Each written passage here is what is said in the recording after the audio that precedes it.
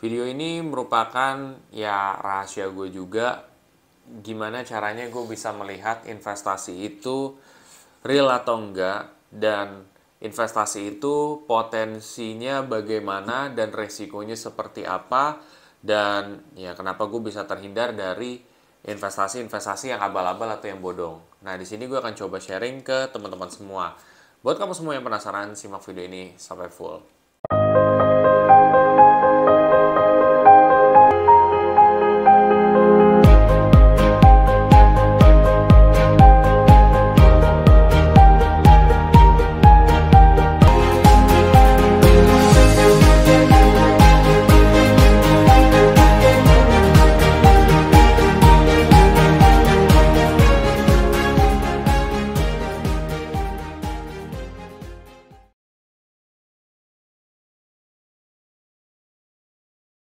Jadi ketika investasi itu ditawarkan dengan gua ya, atau mungkin ada sesuatu investasi baru ya, gue juga tipikal orang yang tidak mentah-mentah menolak itu. Biasanya gue akan ngomong ke orang yang nawarin gue adalah nanti gue riset dulu atau gue pelajari dulu. Karena kalau dalam investasi itu nggak bisa buru-buru juga. Kita mesti tahu nih risikonya apa, potensi keuntungannya apa. Potensi keuntungan yang tinggi pasti akan dibarengi dengan risiko yang tinggi. Nah, kita harus tahu nih risiko dan potensi keuntungannya apa. Jadi kalau misalkan ada orang yang nawarin lo, nih dia punya keuntungan segini nih, dia punya potensi keuntungan segini. Resikonya apa? Kalau dia tidak menjelaskan ke lu, ya mendingan lu riset dulu gitu. Kalau emang ternyata nggak ada, wah curiga tuh. Kenapa kok bisa nggak ada resikonya? Apakah ini investasi bodong? Nah kayak gitu. Mindset kayak gitu harus lo bisa bentuk dari jauh-jauh hari. Lantas kalau misalkan dia punya potensi juga, nah potensinya seperti apa gitu? Lo harus lihat dari misalkan kinerja masa lalu. Historinya gimana? Nah, beberapa juga ada yang sempat tanya sama gua kayak misalkan soal reksadana yang baru banget. Gimana bang, analisa dong reksadana yang baru. Ya, gua nggak bisa menganalisa secara apa namanya? Ya secara seharusnya gitu. Kenapa? Karena reksadananya masih baru gitu. Gimana gue mau nilai? Mereka nggak punya data-data apa namanya masa lalu yang lengkap. Kayak misalkan dari historinya seperti apa, naik turunnya bagaimana, terus juga apa namanya asetnya seperti apa. Bisa sih sebenarnya dari asetnya ya. Cuman menurut gue salah satu hal yang sangat penting itu adalah historinya gitu. Jadi kita lihat dari historinya atau masa lalunya. Kalau memang masa lalu investasi ini dia dalam penurunan, dia bangkit lagi apa enggak? Dan dia bangkit karena apa gitu? Sebabnya apa? Dan berapa kali dia bangkit? Oke, ini kuncinya itu ya. Jadi dia bangkit karena apa dan berapa kali dia bangkit. Nah, itu sangat-sangat fatal loh. Ya, kenapa? Karena gini loh. Dia bisa aja bangkit ya dari penurunan itu sekali doang. Ya bisa aja dia lucky lah gitu ya. Dalam arti bisa jadi dia beruntung.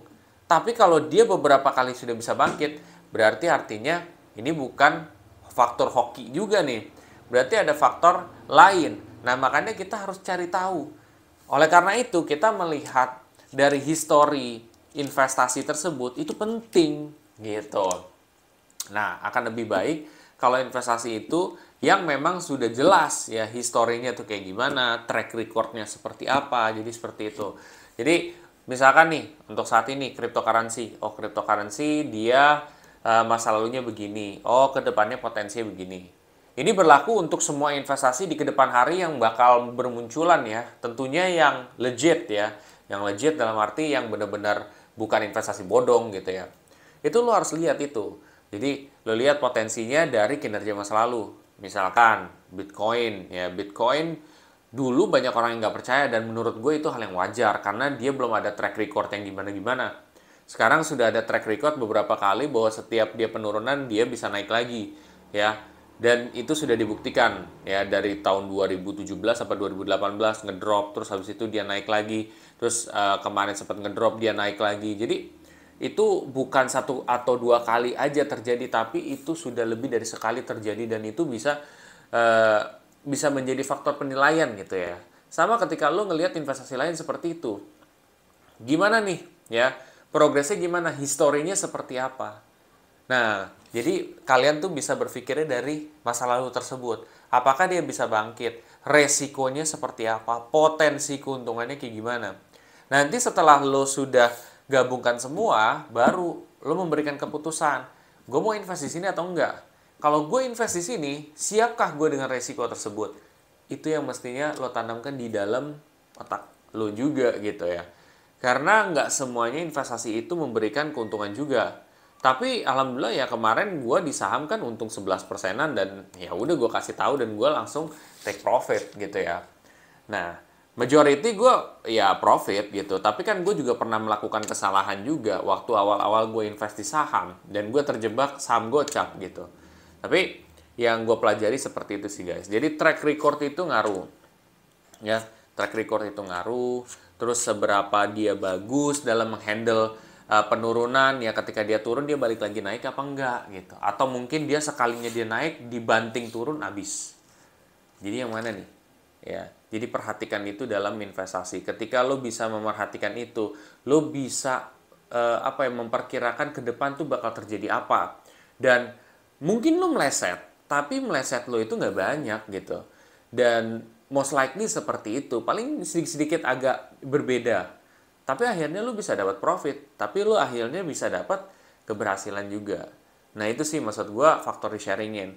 Nanti ada orang yang nonton video gue ini, apa bukti lu dalam mungkin keberhasilan dalam investasi? Ya sekarang gampang aja, lu tonton aja semua video gue.